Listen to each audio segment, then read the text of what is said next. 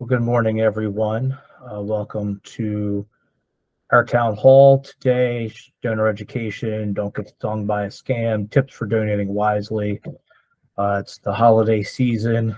A lot of folks donate during this time of the year, so it's a timely town hall to talk about donor education and how to give wisely. So we're going to try to help educate folks on how to spot tricks that folks may use to scam you into giving charitable money to them instead of legitimate organization, how to spot red flags and common mistakes made by donors, and if you have an issue you run into, how to file a complaint with us.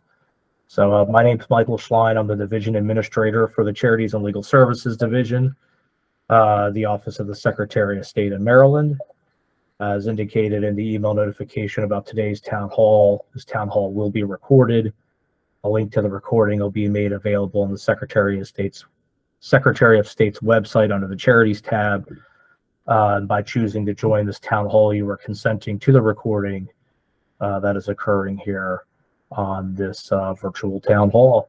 The recording and presentation provided is for informational purposes only.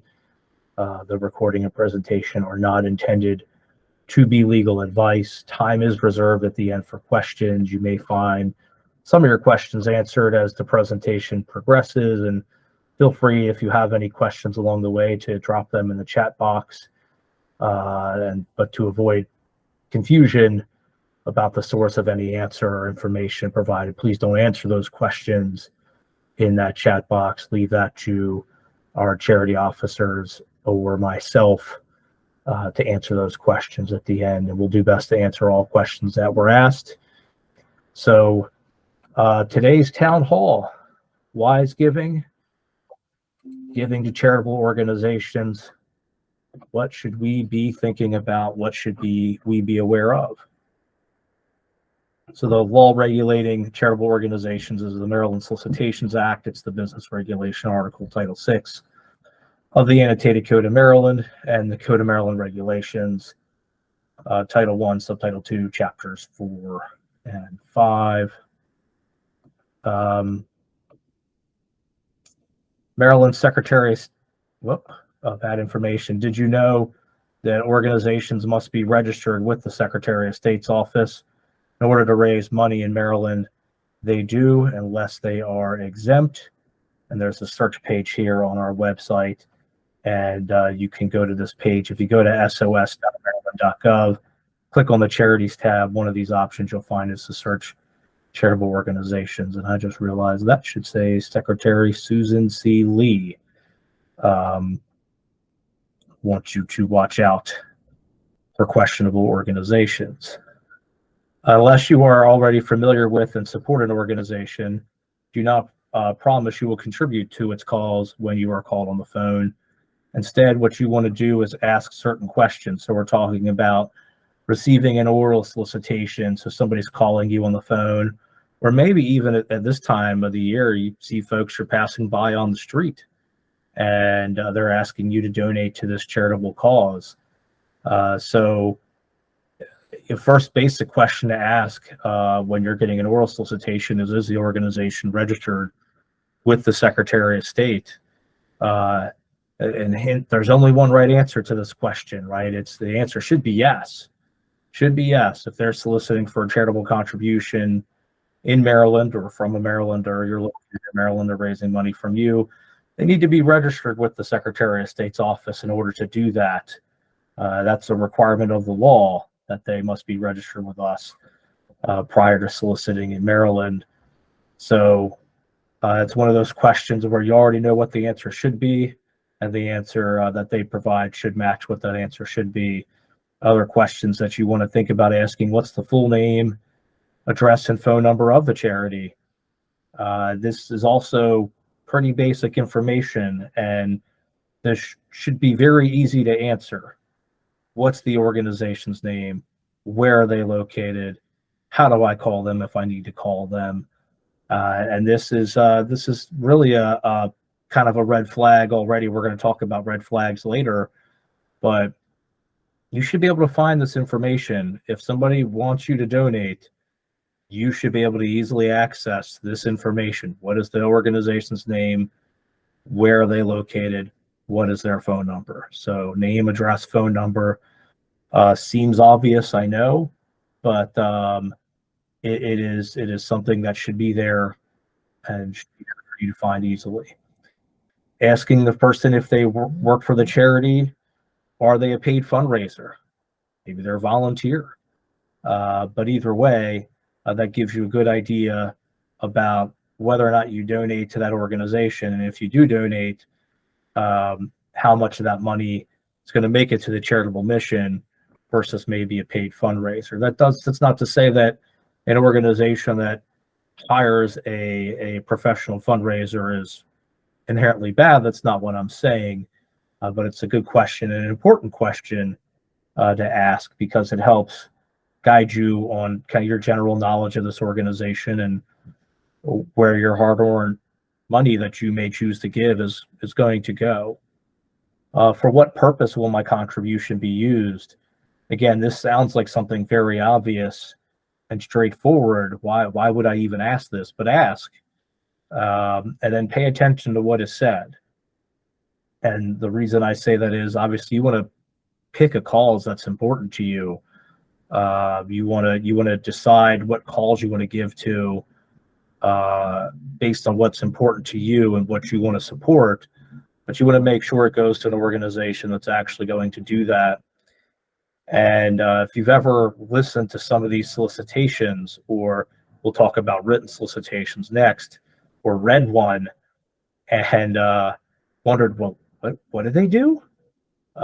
You wouldn't be alone. I've had that same experience where I read it or I hear what they say, and it's really just a lot of words. It doesn't really say much of anything if you drill down on the substance of what's being said or what was written. So what will my contribution be used for? They should be able to answer that question. Is my contribution tax deductible? So another question folks want to know is, can I write this off on my taxes? Well, is my contribution tax deductible? The answer is yes, then theoretically you should be able to do that. The Internal Revenue Service, the IRS, is the federal government agency that makes the determination as to whether or not a charitable organization can receive contributions that are tax deductible for the donor. So they should be able to answer that question, though, if you ask it. And what percentage of its total income does the charity spend on its charitable purposes? Well, what percentage does it spend on its charitable purposes? Again, if somebody's making a phone call to you, this should be a pretty straightforward answer, and it's one that can be verified. You can do some research, and we're going to talk about places you can do that at in a little bit as well. But you can take what they say and then go compare it to what they report on their 990, what the organization reports on his 990, and make sure that what you were sold on the phone is in fact comparable to what you find on a 990. But the organization puts that information out. It's there for you to consume, so you can make a good decision on who you want to give money to. And it's a question to ask. It helps gauge the general honesty of the person making the call as well, right?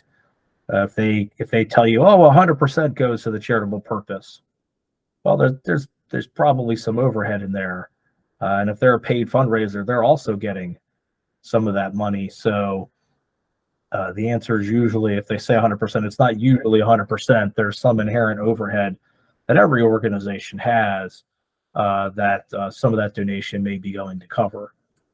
And an important point to note here at the bottom of the page, even if you decide to make a pledge to donate during an oral solicitation, a pledge is not an enforceable gift.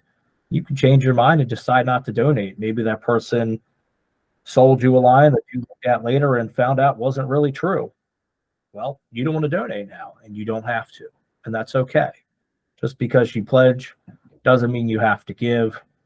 You may look at it later and do some research, and again, we're going to talk about how to do that. And you may decide that it's not worth giving to this organization. Questions to ask when examining a written solicitation. So we talked about oral solicitation when somebody's talking to you. Now we're talking about a written solicitation. Maybe you get a letter in the mail, donate to this charity, or you get an email, donate to this charity. Again, we talked about the name, address, and phone number. Can you find it? If you can't find it, that's an issue. What's the organization's name? Where are they located? What's their address, right? What's their phone number? Could you call them if you had a question? And if you don't know where they're located and you can't get a hold of them, that's a problem. You may want to think twice about giving money to that organization. No matter how good they write up a solicitation, you should be able to find out quickly where the organization's located if it's a good charitable organization. So what are we thinking about here also? What's my contribution going to be used for, right? Why are you raising money from me? What are you asking for? I mentioned earlier about reading something and really think about what the words you're reading mean in a written solicitation. Why are they asking for your money? Are they going to do something very specific with it? Is it something that's written so broadly that it can mean just about anything? Is it something that's written so broadly that really just says that the purpose of the solicitation is to send these mailers to you? You really want to think about what it is that's being written there or is written there that you're reading. What does it say? What does it actually say? Does the organization offer to send me a copy of its financial statement? Should. There's a disclosure statement that they have to put on a written solicitation, and it tells you that you can get a copy of their financial statement or you could request it from us. So that should be on there. You should be able to see that on any written solicitation. And why do you want to see that? Well, it helps you gauge whether or not you want to donate to the organization. If you have an organization and their financial statement indicates that a lot of the money goes to overhead or fundraising expenses and not a lot makes it to the actual reasons for which they're soliciting, you may decide not to give to them. Does the solicitation disclose that documents and information are available from the Secretary of State's office? So mentioning that you could request a financial statement from them, but you could also get one from us, and you can do that. And you should do that if you want to do some more research. And again, we're going to talk about other resources where you can review financial statements of charitable organizations. There's several out there that you can get to pretty easily online and not have to invest a ton of time in getting there and reviewing this information. Is the appeal for contributions written in a way that appeals only to my emotions rather than my intellect as well? Kind of the guilt trip method, right? Or the make you feel bad if you don't give. And again, you really want to, you probably pick your calls based on your emotions. Again, what's important to you. But you want to decide which of those organizations that support that cause actually do the work. So, when it comes down to deciding who you're going to give your money to, you want that to be more of a thought rather than a feeling. You want to give to the organization that's going to best fulfill what you feel strongly about. And there's commercials. I don't need to say who they are, but if you've ever watched TV late at night, you can watch those commercials with sad music that talks about how you need to give now, and that may all very well be true. But if it's only playing on emotions, you want to stop and think about that. Why might it be doing that? And if it's playing on your emotions and not only your emotions and not your intellect as well, you want to examine that organization. You want to examine them either way, but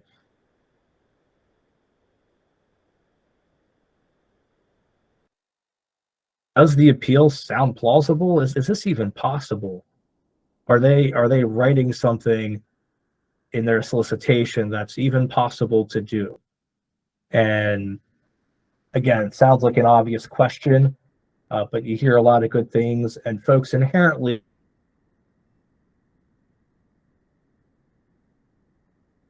things this organization's designed to do well, and most of them are, and most of them do.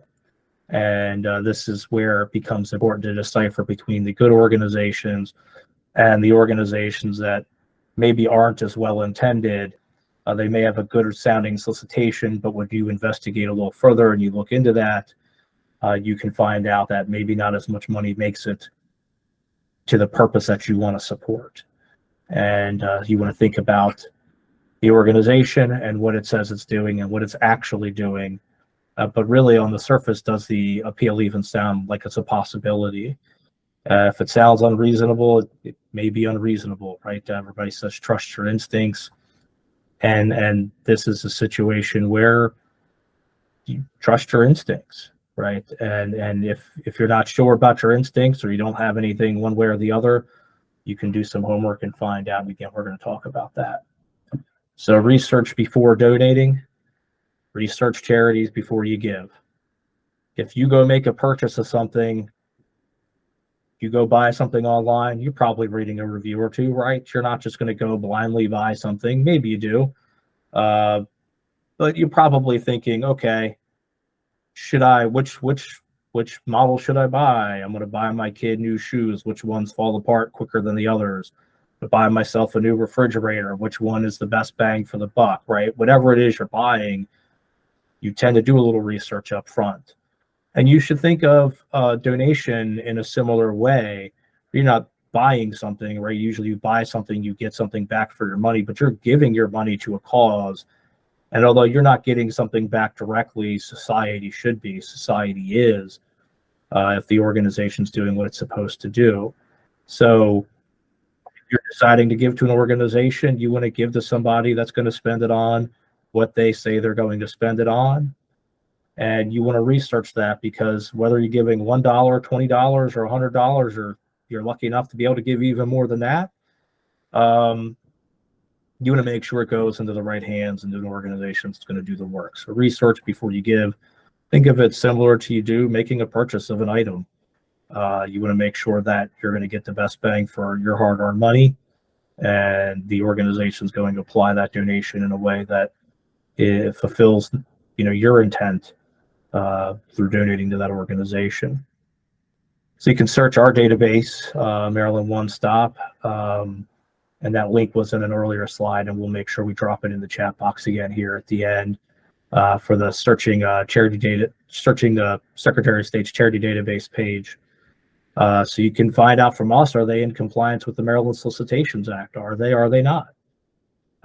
Simply not being in compliance doesn't necessarily mean they're a bad organization, but it does mean they didn't file their paperwork on time, or they haven't filed it on time, or we don't have everything that is required to complete an annual registration or other annual filing. So check our database. Are they in compliance? You can get some basic financial information for the organizations that are required to provide it. Certain organizations, ones that are receiving less than $25,000 per year in charitable contributions,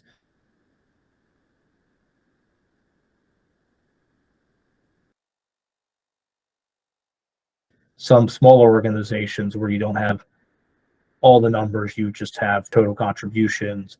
But check the page, look at it, and you'll find out quickly, are they in compliance or not.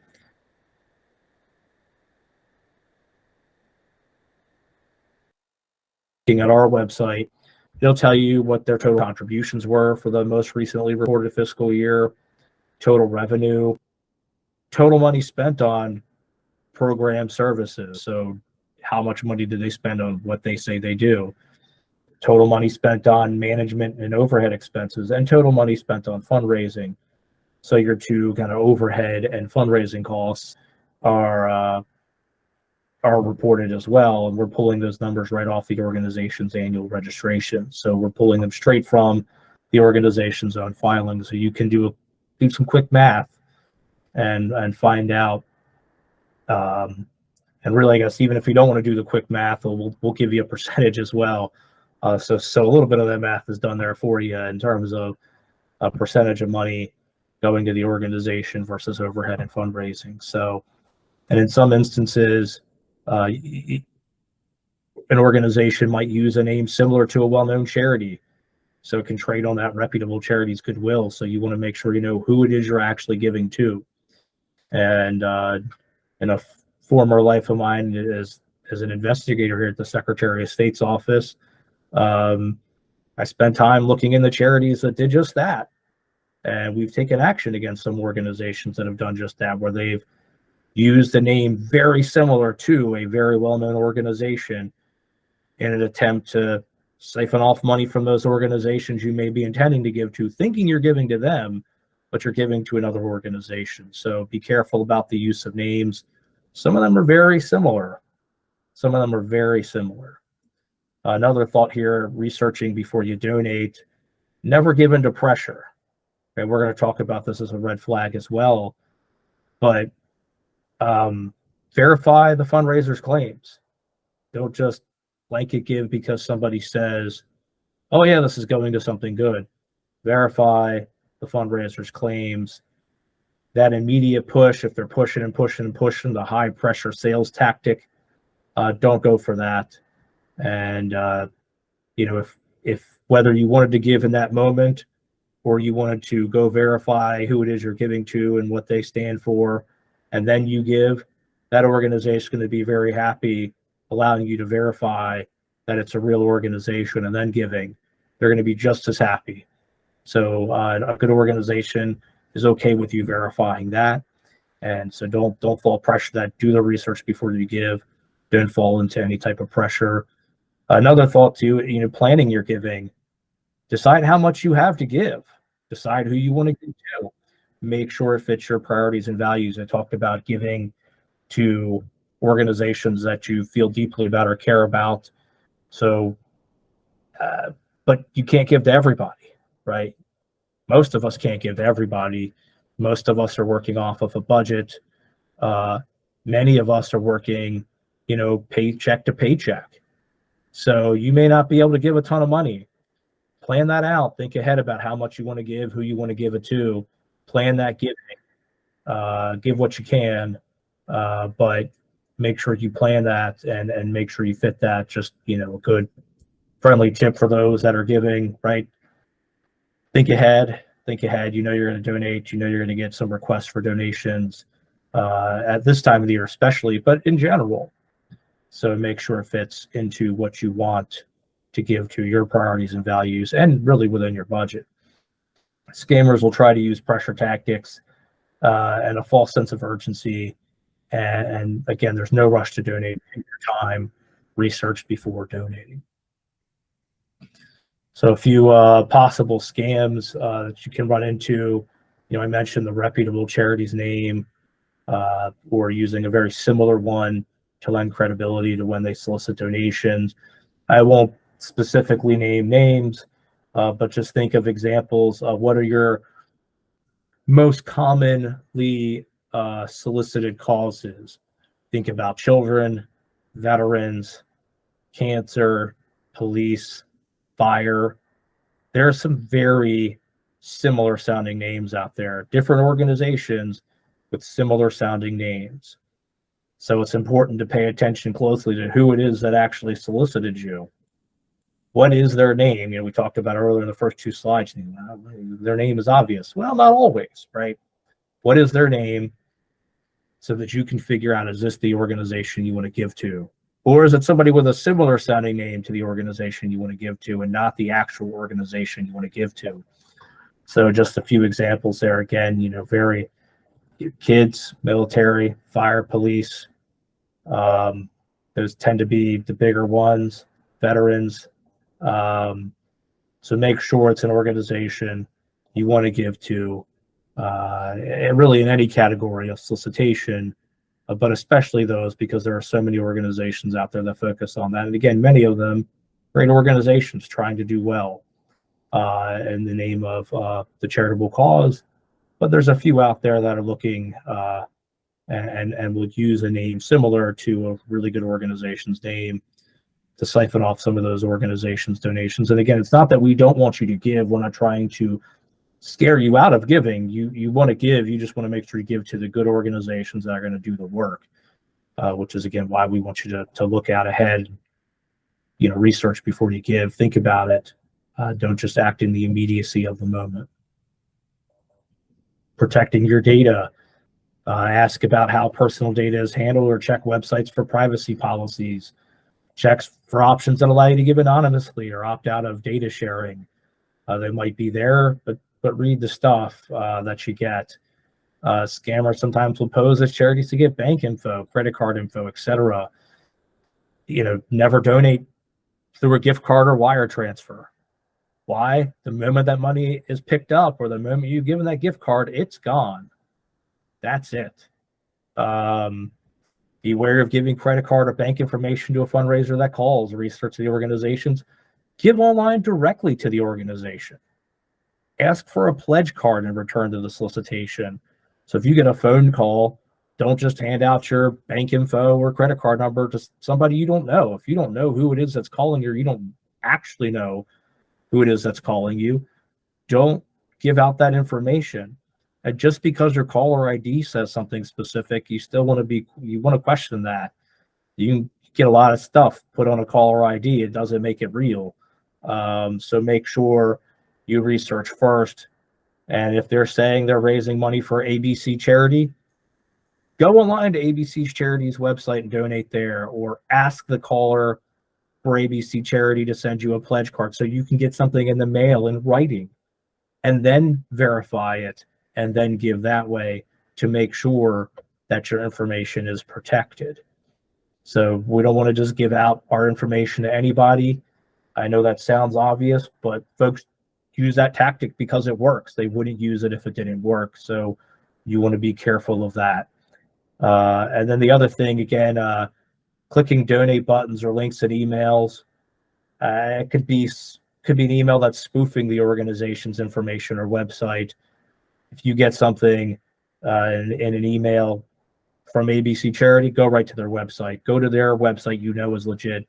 If you click on the links in the email, it may take you somewhere else. It may take you to the right place, but it may take you somewhere else. So if you're not sure, you want to be careful.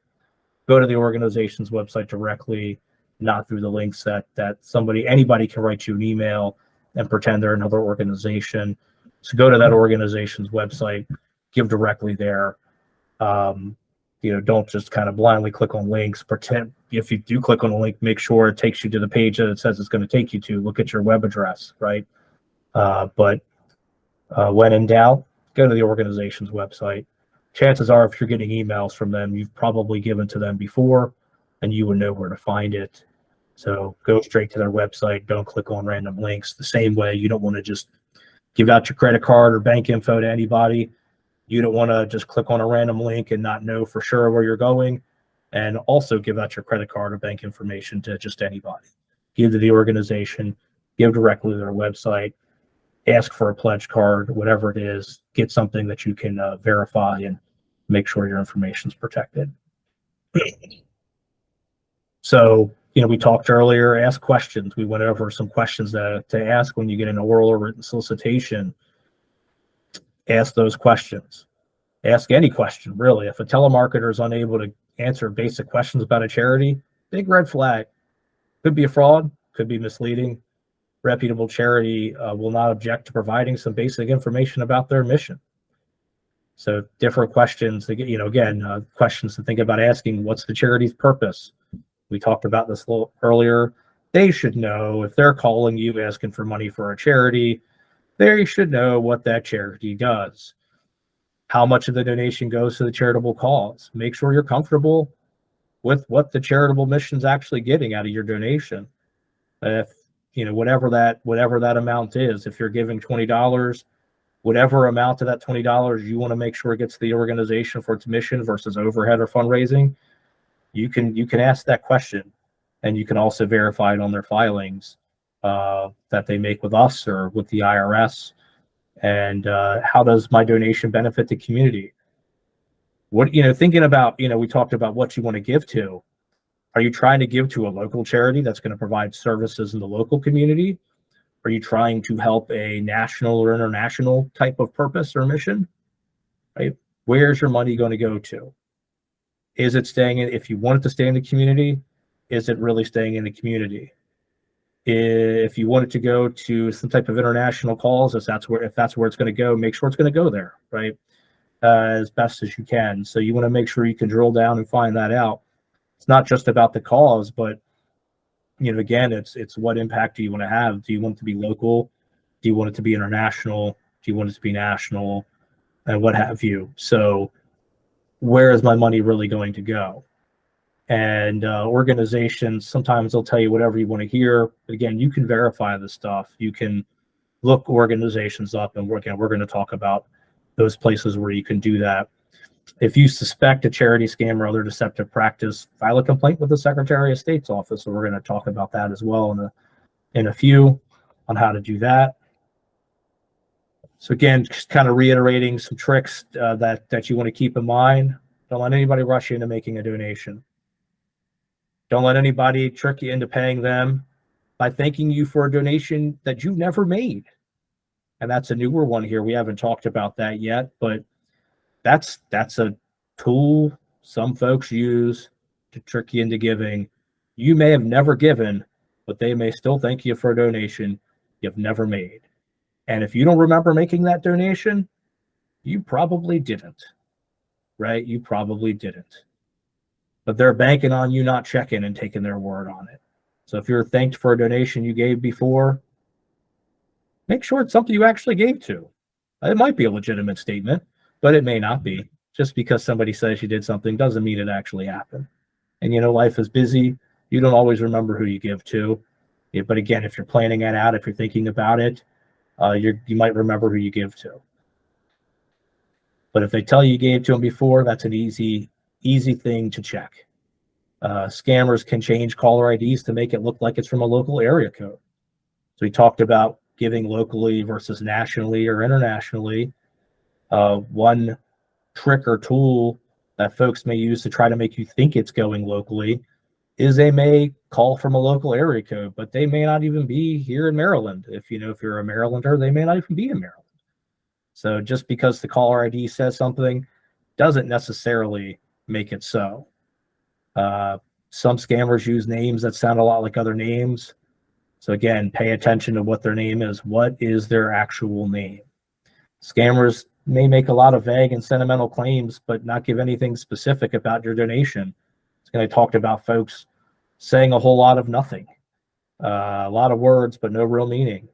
What are they actually going to do with your donation? What is it going to support? What does the organization do? So claiming tax deductibility when they're not a charitable organization that can do such. So that's an IRS thing. The IRS issues that, but you can find that on the IRS's website. And they tend to provide that information to us as well as a part of their registration. So if they have 501c3 status is the one that most people think about with the IRS, we usually have some evidence of that as part of their registration. But the more immediate place to check is the IRS's website, and we'll talk about that in a second. Guaranteeing sweepstakes winnings in exchange for a donation, can't do that. Can't do that.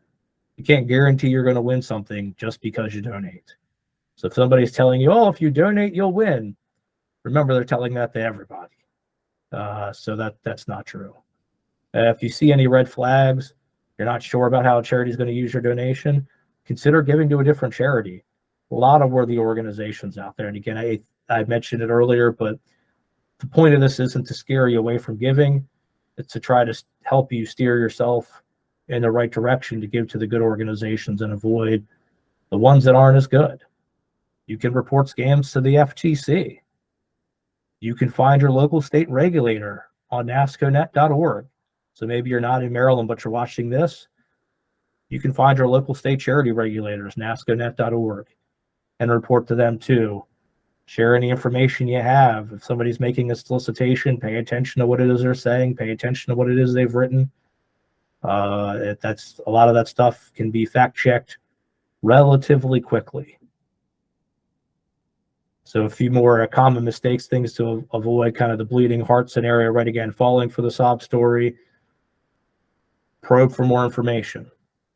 Don't be too trusting.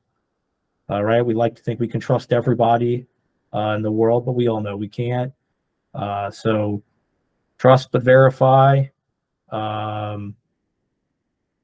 Maybe that's a strategy, but really you just need to verify probe for some information, if they're trying to guilt you into giving, there's something there that you need to be paying attention to. Why would they be guilting you into giving? They don't need to guilt you into giving. If it's a good purpose, you'll give if you have the money to give. And if you don't have the money to give, then you don't need to give, right? But don't let somebody guilt you into giving. Falling for the smooth talker, again, the good salesperson. Nothing wrong with being a good salesperson, but when you're looking to give or buy, and again, in this case, you think of it almost like you're buying, you're giving money to an organization so that there's some societal benefit. If they promise to send you something after you gave the donation on the spot, no, I want to see that thing before I give. Being taken up in the moment, not verifying the charity is authentic. Again, really just trying to figure out, is this a real organization? What can I find out about them? And then you give. Feeling intimidated because the person at the door is wearing a uniform or the charity on the phone indicates they're with law enforcement. They're not. They're not. Real law enforcement's not going to show up at your door in uniform asking for a donation. It's not how it works. So don't let somebody try to guilt you into giving. I've heard, it's been a while since I've heard it, but I'm sure it's still out there. I've heard people have called and complained before, and it's been a very good complaint because the person on the phone was saying, well, if you don't give, good luck getting service from us. I mean, it's not how the police or the fire department works. It's not how it works.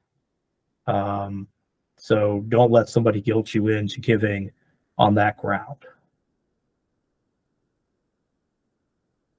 Recognizing some red flags here. Again, we talked about red flags.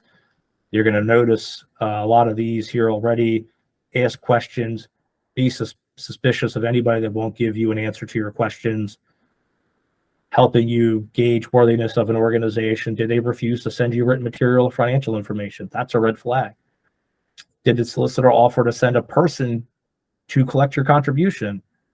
So did they offer to have somebody come to your house, a person come to your house and pick it up from you? That's a red flag.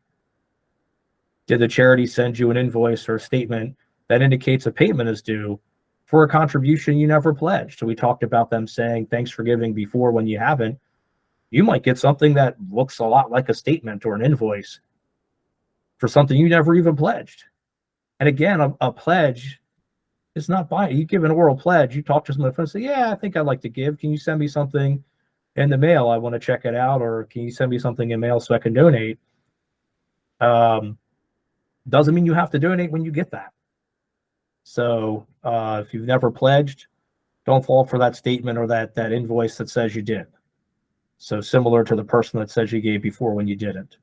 Does the organization's name and logo closely resemble another charity with a similar purpose? So again, what's the name? Who are you really being solicited by? Be careful how you pay. We talk about not giving by gift card or wiring money. Don't do it. Cash, same thing, right? Once you give it, it's gone. Safer to pay by credit card or check.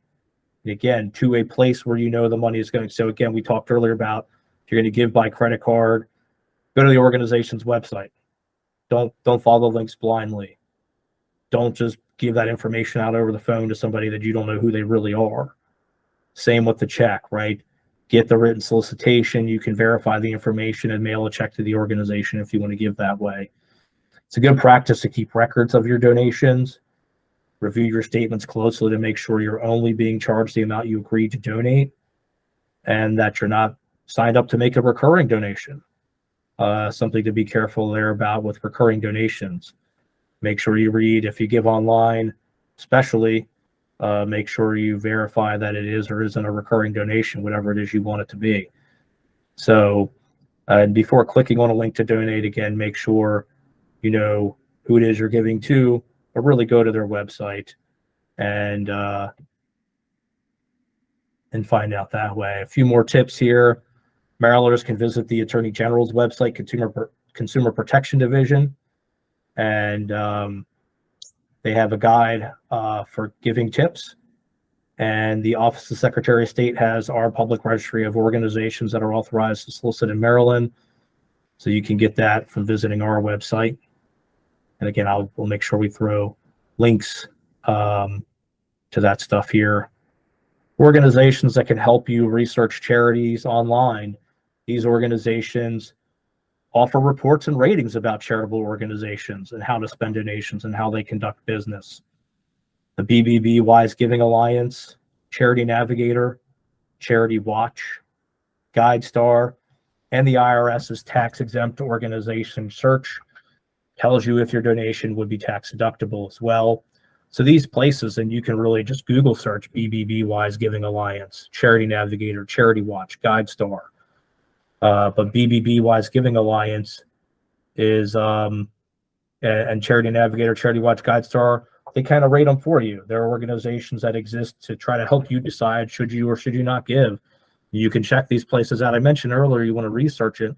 The information's pretty accessible. A lot of folks go, I don't want to research. I don't spend all this time over $10 or $20 or whatever, but that's how money can fall into the wrong hands. And it's really not that much time. If you think about it, it's just a couple of minutes, just like you'd spend a couple of minutes to research any other purchase you make before you go buy that product. Think about it in the same way when you give. Who am I giving to? What is it going to go for? And can I verify that? How do I verify that? And these places also help in that process. You may find you like one of these websites better than another one, but you can use them to help you decide, should I give to that organization that just solicited me? Think you were a victim of a scam? Somebody tried to rip you off? File a complaint with us. Here's the information for filing a complaint. DL investigations _SOS at maryland.gov. DL investigations _SOS at maryland.gov. It's the phone number to our investigator, and you can report that information here.